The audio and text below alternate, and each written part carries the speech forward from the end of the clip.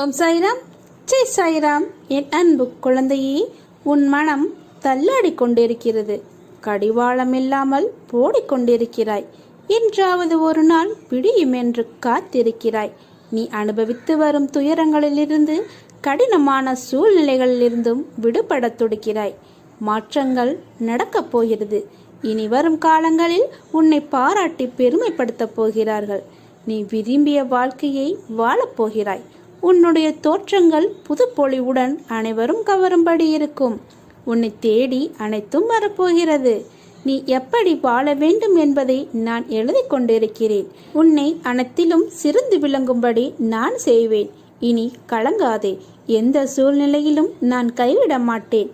நான் இருக்கிறேன் உனக்காக. என் உதவி வேண்டி நீ எப்போது நாடி வந்தாலும் அடுத்த நிமிடமே உனக்கு என் உதவி கண்டிப்பாக கிடைக்கும். நீ உறங்கும் போதும் ஓய்வெடுக்கும் போதும் பலவிதமான பணிகளை மேற்கொள்ளும் போதும் உனது கண்களின் எதிரே உனக்கு முன்பாக நான் அமர்ந்திருக்கிறேன். திரும்பும் திசையெல்லாம் நான் உன்னுடன் இருக்கிறேன். நீ காண்கின்ற ஒவ்வொரு ஜீவராசிகளின் வடிவிலும் சூழ்ந்திருக்கிறேன். என்னுடைய குரல் உன் செவிகளில் கேட்கப் போகிறது. ஆம், எனது அற்புதமான குரல் உன் செவிகளில் கேட்கப் போகிறது. அப்போது நான் உன்னுடன் இருப்பதை உணர்ந்து கொள்வாய். எனது பார்வைக்கு மிஞ்சிய சக்தி எதுவும் இல்லை. நான் உனது நிழலாக இருக்கும்போது நீ கலங்காதே. உன்னை தேடி நான் வரப்போகிறேன். வேண்டியதை கேள். என் இருப்பிடத்திற்கு வந்துதான் உன் கஷ்டங்களை சொல்ல வேண்டும் என்றில்லை. நீ மனதுக்குள் நினைத்தாலே போதும். உனக்கான பதிலை நான் அளிப்பேன். நீ வாழும் வாழ்க்கைக்கு ஒரு நல்ல அர்த்தம் வேண்டாமா? உன்னை யாரும் பெருமையாக நினைக்க வேண்டாமா? உன்னை விட்டு போனவர்கள் மீண்டும் உன்னிடம் வந்து சேர வேண்டாமா? இது அனைத்தும் விரைவில் நிறைவேறும். ஒரு நாள் நீ சற்றும் எதிர்பாராத விதமாக ஒரு நல்ல செய்தி உனது வாயிற்கதவை தட்டும். எத்தனையோ முறை உன்னை வீழ்த்தி பார்க்க ஆசைப்பட்டார்கள், முடியவில்லை. உன்னை பற்றி இழிவாக பொய்யுரைக்க ஆசைப்பட்டார்கள், அதுவும் முடியவில்லை. ஆபத்து உண்டாக்க நினைத்தும் முடியவில்லை. இதற்கு என்ன காரணம்? உனது கர்ம பலன்களே முக்கிய காரணம். நான் உன்னுடனே இருப்பதை மறந்து இது போன்ற செயல்களில் ஈடுபட முயற்சி செய்கிறார்கள். எனது அனுமதியின்றி தொட முடியுமா உன்னை? யார்தான் செய்வது? என்ன காரணம்? வேறு யாராக இருந்தாலும் இல்லை என்றாலும் உன்னை சுற்றி நல்லவர்களை தவிர மற்றவர்களுக்கு இடம் கொடுக்கிறாய். இதை தவிர உனக்கு நம்பிக்கை இல்லை எதிலுமே. உன் மனதில் சில அழுக்குகள் படிந்துள்ளது. அதை அகற்றிவிடு. முதலில் உன்னை நீ மாற்றிக்கொள்ள முயற்சி செய். பிறகு நடக்கப் போவதைக் கண்டு நீ ஆச்சரியமாக பார்ப்பாய். நான் உன்னை எனது துவாரகாவிற்கு அழைக்கிறேன். வா, விரைந்து வா. நான் அழைத்தால் மட்டுமே உன்னால் வர முடியும். எப்போது உனது காலடி இந்த சீரடி மண்ணை மிதிக்கிறதோ அல்லது ஏற்கனவே மிதிக்கப்பட்டதோ அக்கணமே உனது கர்ம பலன்கள் விலகி உனது கஷ்டங்கள் அனைத்தும் உன்னை விட்டு ஓடி ஒளியும் நேரம். நல்ல நேரம் ஆரம்பிக்கும் வண்ணம் வாழ்க்கையில் உன்னை உயர்ந்த நிலைக்கு கொண்டு போகப் போகிறேன். நீ நினைப்பது போல் நிச்சயம் ஒரு நாள் மாறும். உன் வாழ்க்கை அழகாக மாறும். கவலைகளை விடுத்து முன்னேறு. உன்னுடன் இருக்கிறேன் நான். ஏற்படுகிற கஷ்டங்கள் என் வாழ்க்கையை வளமாக்குவதற்கே என்று நம்பிக்கையோடு இரு. உன் அப்பா இருக்கும்போது நீ எதற்காகவும் கலங்கக்கூடாது. நிம்மதியுடனும் சந்தோஷத்துடனும் நீ வாழ்வாய். அதற்கு நான் பொறுப்பு. உனக்கு எல்லா சூழ்நிலைகளிலும் நான் துணை நிற்பேன். என் குழந்தை கோழை அல்ல. எத்தனை கஷ்டங்கள் வந்தாலும் தாங்கி நின்று கடந்து செல்லும் தைரியம் உனக்கு இருக்கிறது. யார் உன்னுடன் இருந்தாலும் இல்லாவிட்டாலும் உன் சாயப்பா நான் துணை இருப்பேன். உனக்காக உன் சாயப்பா சொல்லும் வார்த்தைகள் உனக்கான இரத்த ஓட்டத்தை போல் இனிமேல் என் நாவில் தோன்றும் சொற்களின் பேரருளை நீ பெறுவாய். உலகத்தில் என்ன மாறினாலும் நகன்றாலும் நான் உன்னை விட்டு ஒருபோதும் அகல மாட்டேன். உன் கனவுகள் எல்லாவற்றையும் நான் அறிவேன். அதை தகுந்த நேரத்தில் உனக்கு நிஜமாய் அதை நிஜமாக்கி கொடுப்பேன். உன்னை யார் முன்னிலையிலும் தாழ்ந்து போக விட மாட்டேன். உன்னை மிக விரைவில் வெற்றி கிரீடத்தால் அலங்கரிக்கப் போகிறேன். கொஞ்சம் பொறுமையாக இரு. அதற்கான வாய்ப்பையும் உனக்கு ஏற்படுத்தி தரப்போகிறேன்.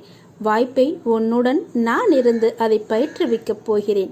உன் மனதில் ஓடும் அனைத்து எண்ண ஓட்டங்களையும் நான் அறிவேன். உன்னை பின்னுக்கு தள்ளும் அனைத்தையும் நான் துரத்தி அடிப்பேன்.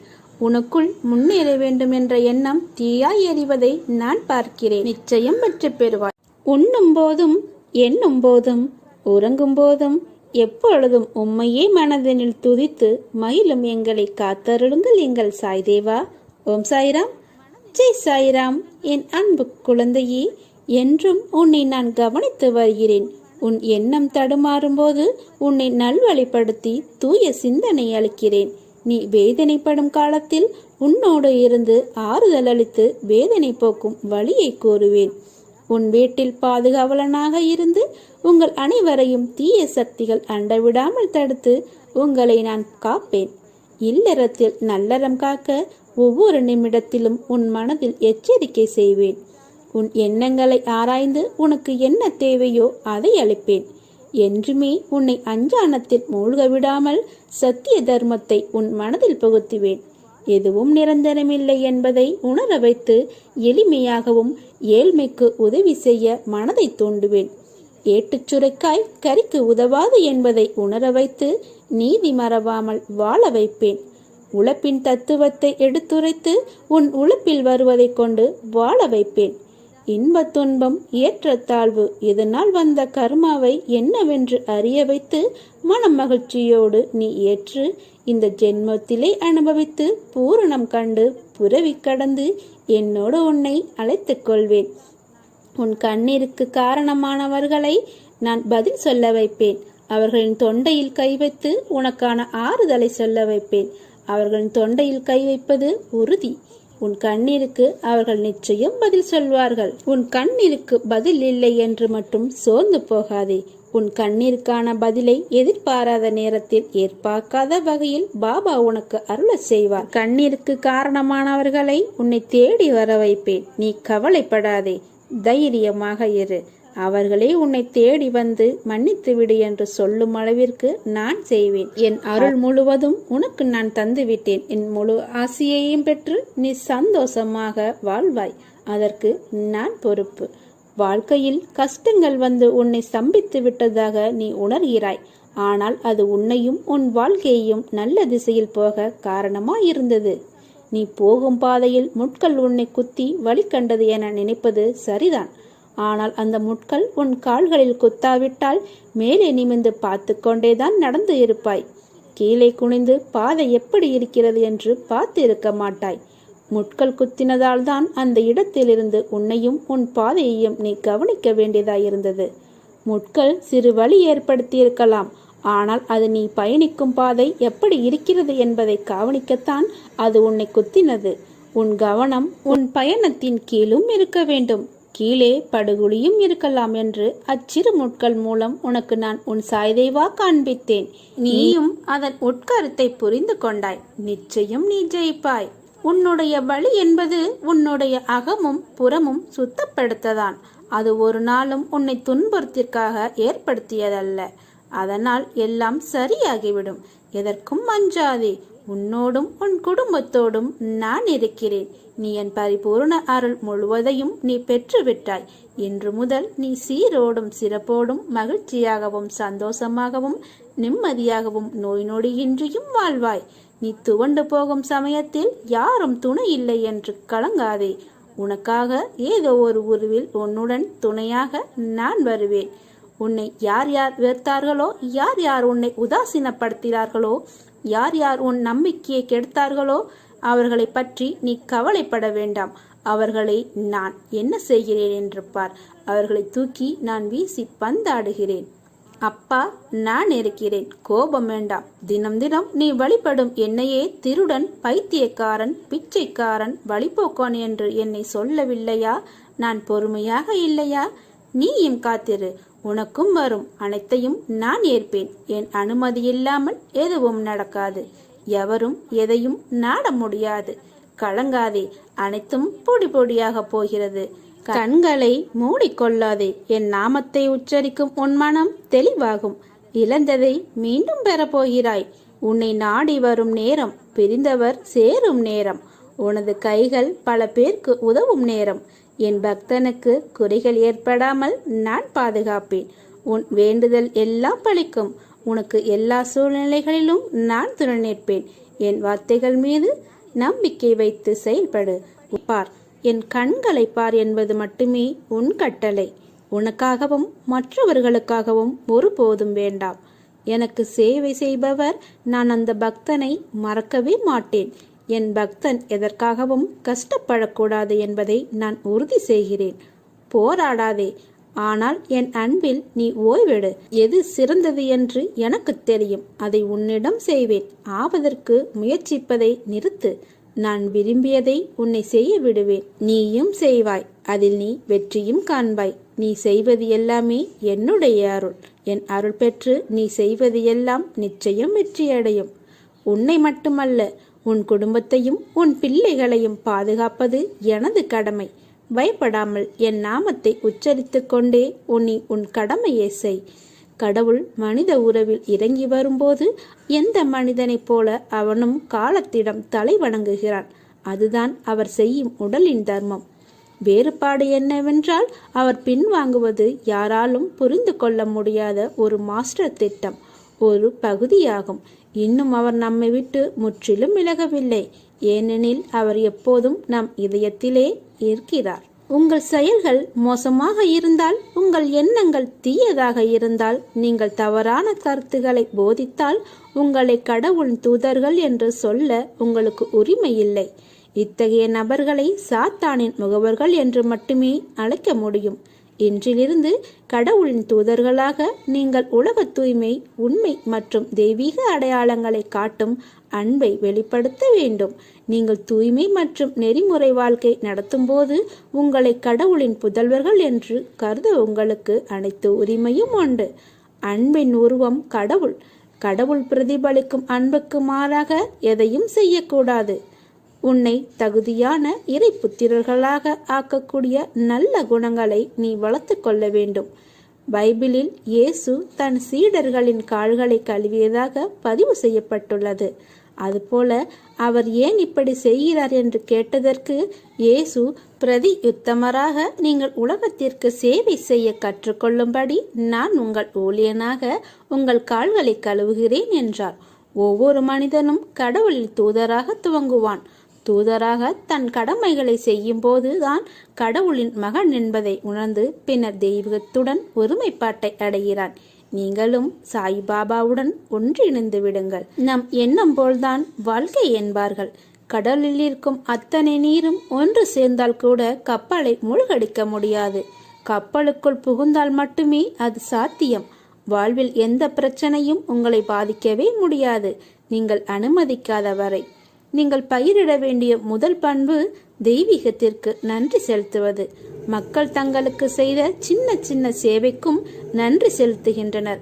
இயற்கையும் ஐம்பூதங்களும் நமக்கு பல அத்தியாவசிய நன்மைகளை அளித்த இறைவனுக்கு நன்றி வேண்டாமா? நீ சுவாசிக்கும் காற்றுக்கும், குடிக்கும் தண்ணீருக்கும், நீ நடக்கும் பூமிக்கும் எல்லாம் இறைவன் கொடுத்த வரம் என்று நினைத்து அவர்களுக்கு நன்றி சொல்ல வேண்டும். உலகிலுள்ள அனைத்து மின் பல்புகளுக்கும் ஈடாக முடியாத ஒளியை தரும் சூரியனுக்கு நீ எவ்வளவு நன்றியுள்ளவன். ஒரே மலைக்கு கொடுக்கும் அளவு தண்ணீரை உலகிலுள்ள எல்லா பம்பு செட்டுகளும் தர முடியுமா? காற்று வீசும்போது கிடைக்கும் அளவு தென்றலை உலகிலுள்ள அனைத்து விசிறிகளும் தர முடியுமா? இந்த தெய்வீக பரிசுகளுக்கு நன்றியுடையவனாக இல்லாமல் மனிதன் அற்பமானவற்றுக்கு பின்னால் சென்று தன் வாழ்க்கையை வீணடிக்கிறான். கடவுளை பல்வேறு வழிகளில் ஆராதிக்கையோரின் பெரிய முனிவர்கள் தனது பக்தியை செலுத்தி கடவுளுக்கு நன்றி தெரிவிக்கும் ஒரு வழியை காட்டுகிறார். சாயிநாதனை ஒருவர் அறிந்து கொண்ட தருணத்திலிருந்து அவரை ஆட்கொள்ளும் தருணத்தை சாயி எதிர்பார்த்து காத்திருக்கிறார். சந்தர்ப்பம் கிடைக்கும் போது அவர் தன்னை வெளிப்படுத்தி மற்றவர்களையும் பக்தர்களையும் தன்வசமாக்குவார்.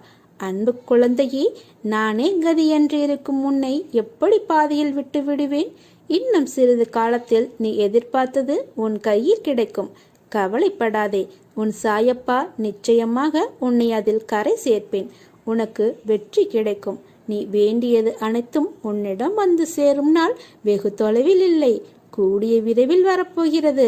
அதுவும் அதற்கான முற்செய்தி வரும் யாழுக்குள் உனக்கு கிடைக்கும். உன் செவிகளில் வந்து சேரும். அந்த முதற் செய்தியை எடுத்துக்கொண்டு என்னிடம் வந்து ஒரு முறை சொல்லிவிட்டு போ. எதையோ யோசித்தபடியே இருக்கிறாய். வாழ்க்கையில் வருவதை அனுபவித்து வாழ வேண்டுமே தவிர தேவையற்ற குழப்பங்களை மனதில் சுமந்து கொண்டு தேவையில்லாமல் யோசித்து கொண்டு இருப்பதை தவிர்த்துவிடு. கிடைத்திருக்கும் இந்த வாழ்க்கையை எப்படி போராடி ஜெயிப்பது, இதை பற்றி யோசித்து வாழ்க்கையில் வரும் மேடு பள்ளத்தை கடந்து எப்படி மீண்டு வருவது என யோசி. இதை பற்றி யோசித்து வாழ்க்கையில் வரும் இன்னல்களை எதிர்த்து நீ வாழ வேண்டும். நான் சொல்வது அருள் வாக்கு அல்ல, தெய்வ வாக்கு. விதிக்கப்பட்ட விதி யாராக இருந்தாலும் அனுபவித்தே ஆக வேண்டும். நான் அனைத்திலும் இருந்து உன்னை பாதுகாத்து வழி நடத்தி அழைத்துச் செல்வேன். என் அற்புதங்களை நடந்து கொண்டேதான் இருக்கிறது. அதை நீயும் பார்த்து கொண்டே தான் இருக்கிறாய். உன் துயரங்கள் அகலப் போகிறது. மகிழ்ச்சியாக இரு. எதற்காகவும் எந்த சூழ்நிலையிலும் மனம் தளர்ந்து விடாதே. இந்த உலகில் வஞ்சகம் செய்யாதவர் என்று யாரும் இல்லை. எல்லோருமே ஏதோ ஒரு விதத்தில் தனக்கென்று சுயநலவாதியாகத்தான் இருக்கிறார். ஏதோ ஒரு சிறு விஷயமாக கூட இருக்கலாம், இல்லை என்று மட்டும் சொல்ல முடியாது. மனதை அலைப்பாய விடாமல் எதை செய்தாலும் என்னிடத்தில் தெரிவித்து பின்னர் அதை செய்ய நீ முற்படு. நான் அதை நடத்தி காட்டுவேன். அனைத்தும் விலகப் போகிறது. பொறுமையாக இரு. உன்னை வீழ்த்தி பார்க்க நினைப்பவர் மத்தியில் உன்னை பாதுகாத்து நிச்சயம் அனைத்திலும் இருந்து வெற்றி பெற வைப்பேன். அப்பா நான் இருக்கும்போது நீ எதற்காகவும் பயப்படக்கூடாது. பக்தியுடனும் நம்பிக்கையுடனும் பாபாவிடம் செல்ல பக்தன் எவ்வளவு அதிகம் கவலையுள்ளவனாக இருக்கிறானோ, எவ்வளவு அதிகம் பக்தியுடனும் நம்பிக்கையுடனும் இருக்கிறானோ, அவ்வளவு விரைவில் அவன் மனநிறைவு அடையும் வண்ணம் அவனது எண்ணம் நிறைவேற்றப்படும். உன் வாழ்க்கையை இன்றைய நாள் வரை உன்னை காயப்படுத்தின விஷயங்கள் எல்லாம் உன் முந்தைய கர்மங்களின் எதிரொலி. மழைக்கு முன் எப்படி இடியும் மின்னலும் வருமோ அதை போலவே தான் உனக்கு வசந்த காலம் வருவதற்கு முன்னர் இந்த கஷ்ட காலம். உன் யுகம், உனக்கான பூமி, உனக்கான வாழ்க்கை எல்லாம் உன்னை சேரும் நாள் மிக விரைவில் இருக்கு.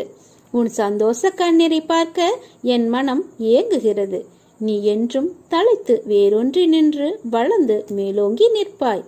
உனது பிரச்சனைகள் எல்லாம் மண்ணில் தன் வளர்ச்சியை 1000 தடங்களை காணும் விதையாய் உன்னை நான் மண்ணில் விதைத்துள்ளேன்.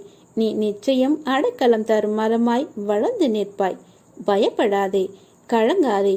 உன்னில் வெற்றி என்ற தீபத்தை நான் ஏற்றுவேன். உன் நம்பிக்கை, பொறுமை, எதையும் தாங்கும் உணர்வு எவ்வளவு உன்னதமானது என்பதை நான் அறிவேன். உன் சந்தோஷத்தில்தான் இந்த பாபாவின் சந்தோஷம் இருக்கிறது. உன் அழுகையில் என் கண்ணீரும் இருக்கிறது. உன் சண்டையில் என் மேல் நீ கொண்ட தாயின் உரிமை இருக்கிறது. அடம்பிடிக்கும் போது உனக்கான நல்லது கெட்டது தெரிய வைக்க வேண்டும் என்ற பொறுப்பும் எனக்கு உள்ளது. உன்மேல் கோபம் கொள்ள மாட்டேன். அதை தாண்டி என் கோபம் இருந்தால் நிச்சயம் அது உன்னை நல்ல வழியில் மாற்றவே என்பதை நீ புரிந்து கொள். நீ எல்லா செல்வ வளங்களையும் பெற்று சிறப்பாக வாழப்போகிறாய். ஒவ்வொருவருக்கும் ஒவ்வொரு மனோபாவம் இருக்கும். எங்கு உன் மனம் சாந்தியடைகிறதோ அங்கு இறைவன் இருப்பது போலவே ஆகும். இதை அறிந்து நடப்பது நல்லதை கொடுக்கும். நல்லது நடக்கும். நல்ல பலனை நீ அடைவாய். உன்னுடைய வாழ்க்கை என்னும் ஓட்டத்தை என்னிடம் தந்துவிட்டால் இந்த வாழ்வென்னும் கடலை கடக்க நான் உதவி செய்கிறேன் என்று நான் ஏற்கனவே செய்து சொல்லியிருக்கிறேன். உனக்குள் பல திறமைகள் ஒளிந்திருக்கிறது. உனக்குள் எல்லையற்ற ஆற்றல் ஒளிந்து உள்ளது. அதை உன்னிலிருந்தே வெளிக்கொண்டு வா. கடவுளின் கரம் உன் கண்ணுக்கு தெரியாமல் உன்னை பிடித்து கொண்டிருக்கிறது. தைரியத்தை வரவழைத்துக்கொள். வாழ்க்கையில் பெரிய வெற்றி உனக்காக காத்திருக்கிறது. என்னால் முடியவில்லை என்கிறாயா? உனது மனதை சாயி பாதங்களில் சமர்ப்பித்து விடு. நான் தான் செய்கிறேன், நான் தான் கஷ்டப்படுகிறேன் என எப்போதும் தான் என்ற எண்ணம் வருவதை தவிர்த்து நல்லதோ கெட்டதோ அவர் செய்கிறார், அவரே பார்த்து கொள்வார் என்றிரு. பாரத்தை அவர் மீது வைத்துவிட்டு பலனை எதிர்பார்க்காமல் கஷ்ட நஷ்டங்களால் கலங்காமல் போய்கொண்டேரு. தன் பக்தர்களை கஷ்டங்களில் இருந்து மீட்க வேண்டும் என்று பாபா தீர்மானம் செய்து கொண்டார். அந்த தீர்மானத்தின்படியே அவர் உன் கையை பலமாக பிடித்து கொண்டு அழைத்துச் செல்கிறார். அவர் வழியே நீயும் செல். அவர் சொல்படியே நீயும் நடந்து கொள்.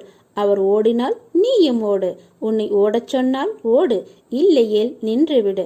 ஆனால் அவர் சொற்படிதான் நீ நடக்க வேண்டும். ஏதாவது ஒரு ரூபத்தில் பாபா துணை இருப்பார். முயற்சி செய், வெற்றி நிச்சயம். நீ மனமுருகி கேட்கும் ஒவ்வொரு பிரார்த்தனைக்கும் நான் பதில் அளிப்பேன். பொறுமையோடும் நம்பிக்கையோடும் இரு. அப்பா, நான் சொல்கிறேன், நல்லதே நடக்கும். உன் மனதில் இருக்கும் விஷயங்கள் தான் உன் முகத்தில் பிரதிபலிக்கும். இன்று உன் முகத்தை பார்க்கையில் உன் மனதில் உன் கனவுகள் ஈடேறுவதைக் கண்டு நீ மகிழ்ச்சி அடைகிறதை நன்னால் பார்க்க முடிகிறது. உன் மனதில் என்ன சிந்தனைகள் இருந்தாலும் அவற்றை என்னிடத்தில் ஒப்படைத்துவிட்டு நீ அமைதியாக இரு.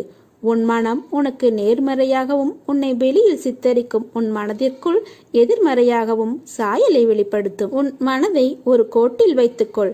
இன்பம் என்ற கோட்டின் மேல் பக்கத்திற்கு நீ சென்றாலும் நடுநிலையை மறவாதே. துன்பம் என்ற ஒன்று வரும்போதும் கோட்டிற்கு கீழ் உள்ள பக்கத்திற்கு நீ சென்று விடாதே.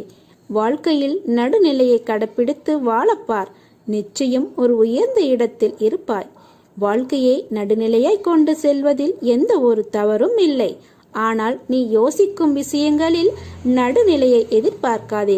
இப்படி இருக்க வேண்டும் என்ற எண்ணத்தை உன் மனதிற்கு உனக்காகவே வைத்துக்கொள்.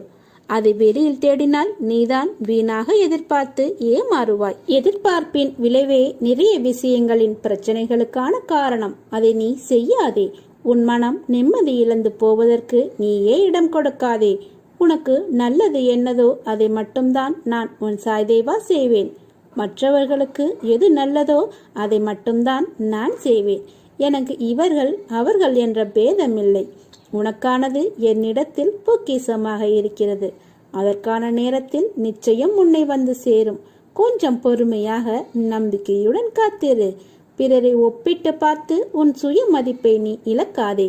எல்லோரும் மனிதர்கள். ஆனால் ஆற்றல்களும் அவரவர் குணங்களும் செயல்பாடுகளும் வேறு. அவர்களின் வாழ்க்கையில் கர்மாக்களின் பங்களிப்பு ஒவ்வொருடைய வாழ்க்கையில் வேறுபடும். அதனால் வேண்டாததை யோசித்து உன் மனதிலும் புத்தியிலும் அதை நிறுத்தி கொள்ளாதே. அதை தூக்கி எறிந்துவிடு.